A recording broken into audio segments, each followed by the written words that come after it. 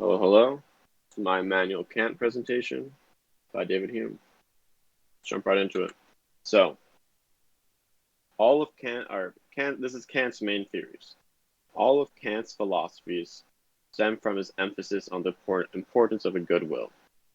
Um, what does Kant mean by a good will? Let's see what that actually looks like. So, Kant believed a good will is determined by somebody's decisions rather than their accomplishments.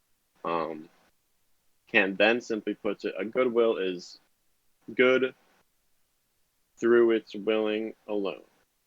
That is good in itself. So he's basically saying good is a very simple thing. He doesn't say it in this quote, but good, like the truth is good in Kant's eyes. Like no matter what, he strongly believes telling the truth is the most important thing in most situations.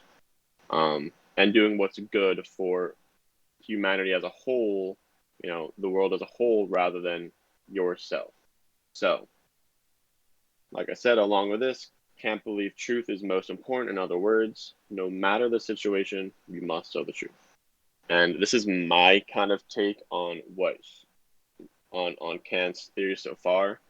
Kant essentially views the human race as, one big functioning machine in which everyone plays their part in functioning or running.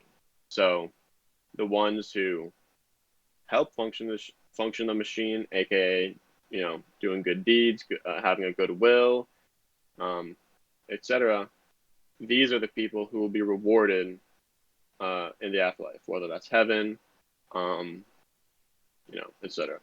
So now this is the real beef of Kant's arguments, and his most famous theory here. So the categorical imperative. Kant's categorical imperative is his most solidified philosophy, as it explains the reasonings behind his other theories, such as his contention that having a free will is a bad thing, as well as, to me, I would say his blindness in thinking that in no situation should tell the truth, or in no situation should you not tell the truth. Is what I meant to say. So the categorical imperative is fundamentally an unconditional set of moral principles in which everyone must follow. The idea is that people no longer must worry about the discrepancy between good and bad wills, or good and evil, as if as or assuming everyone were to follow um, these rules. And the idea is if everyone does follow these rules, it would work like clockwork as a guide towards a good will. So I kind of see the categorical imperative as a very extreme attempt of the old saying, treat others the way you want to be treated. Um, so my objections on Kant's theory. So there's a few things here. Um, oops. So my interpretation of Kant's philosophies is, like I said before, he practically views a human race as a functioning machine, in which people must commit their free will into running this machine rather than pursuing happiness.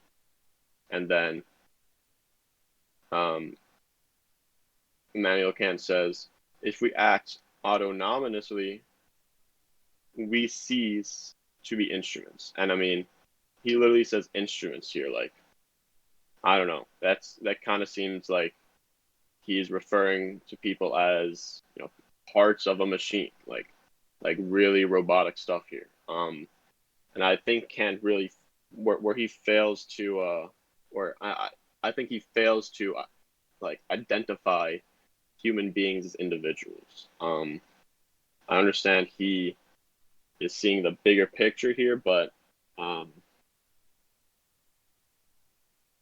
like his bigger picture views heavily depend on religious belief, which I will get into in a second. So, for me, the purpose of life is I believe the purpose of life is finding a means to happiness without compromising the happiness of others.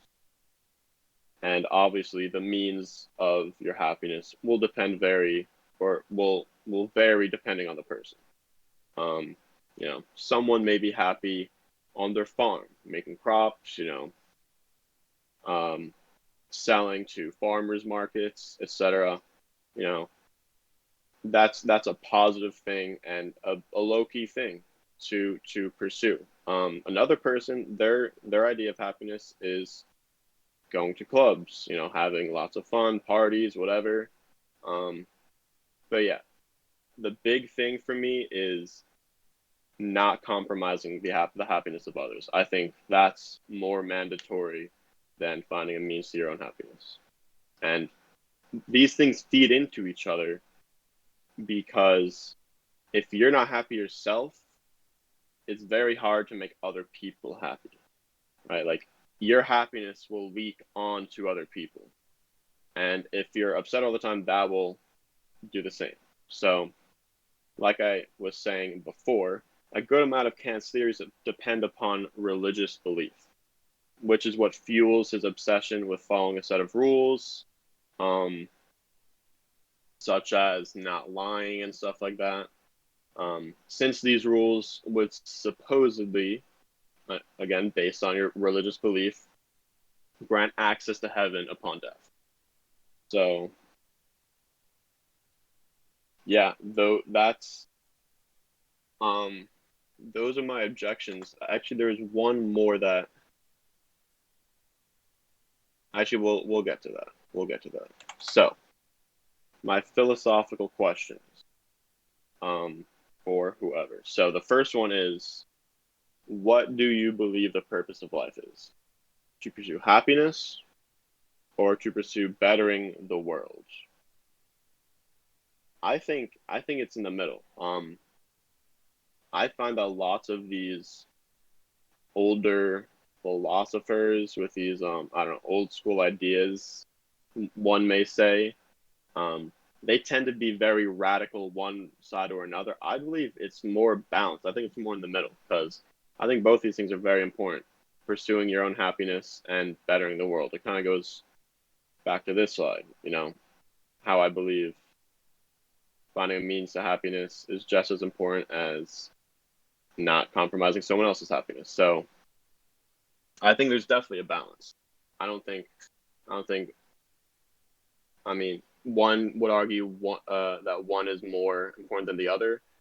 But I think there should be a balance because your pursuit of happiness should be benefiting the world in some way. Because some people are bad people. Their pursuit of happiness is making people feel bad, or I don't know, just doing bad things. And in reality, they're not actually happy. They're just gaining satisfaction from these bad things that they're doing. So yeah, my answer is that there should be a balance. I don't think it should be too far one way or another.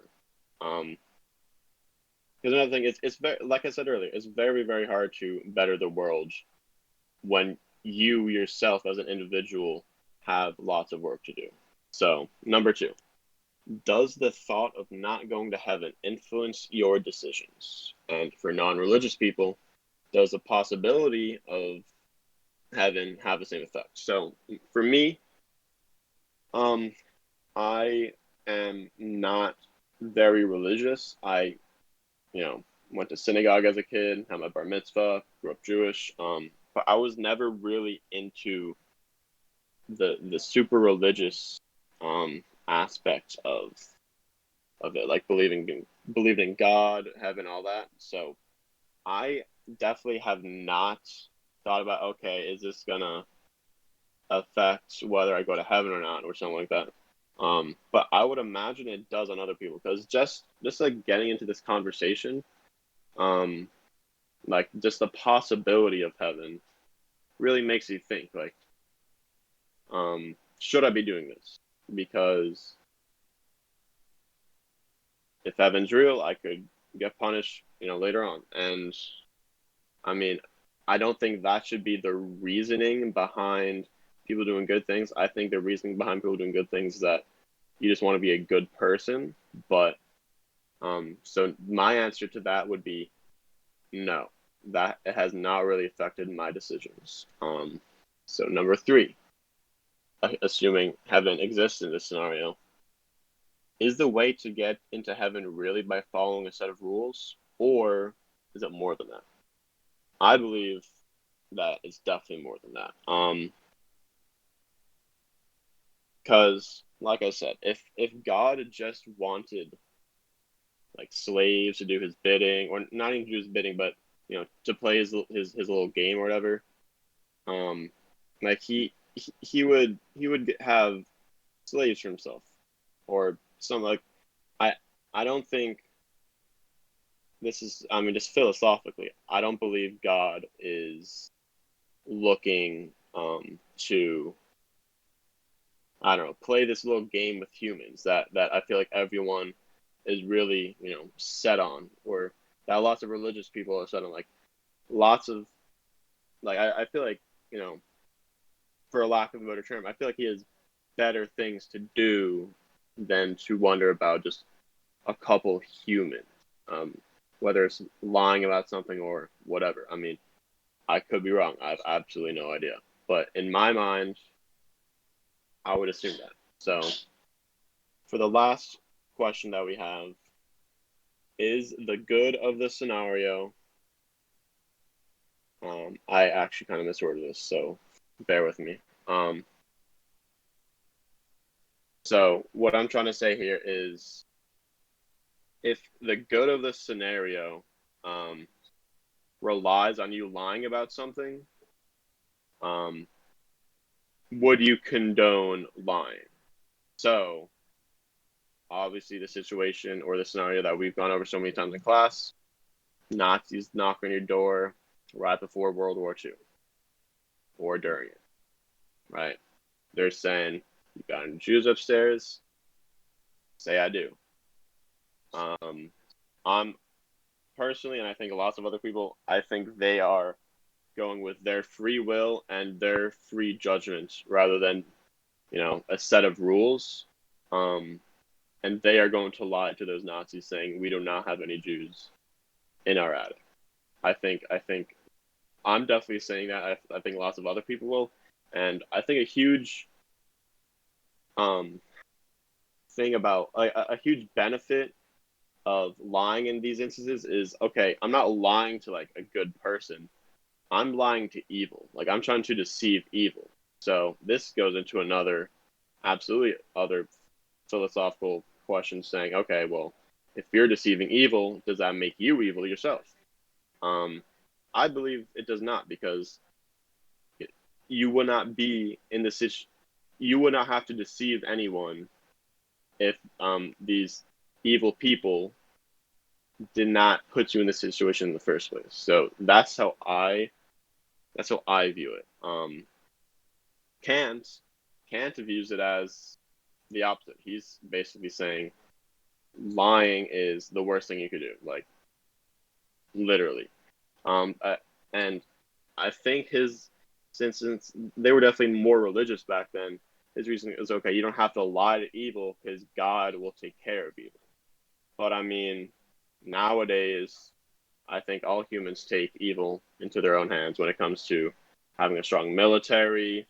Um, I don't know, something like a police force, whatever. Um, Obviously, this is not lying, but this is protecting you from having to be in a situation where, okay, if I say the wrong thing, I'm going to die. I'm going to get shot, like off the spot, or get taken to a concentration camp, which is arguably worse.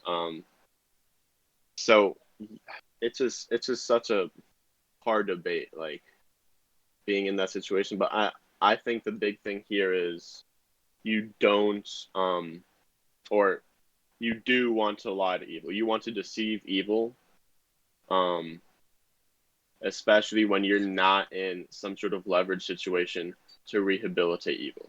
So the first goal when you have evil is to rehabilitate it, for me. Um, but if that's not an option, you're lying. Like everyone's saying, "Oh, I would tell them the truth." I mean, there's a good chance that even if you do tell them the truth, and that you have Jews and you rat them out, whatever, they're gonna take you in anyways, and they're gonna, I don't know, do something. They're gonna do something. But yeah, that's it. That's my presentation. I hope you enjoyed, and thank you very much. Have a nice day.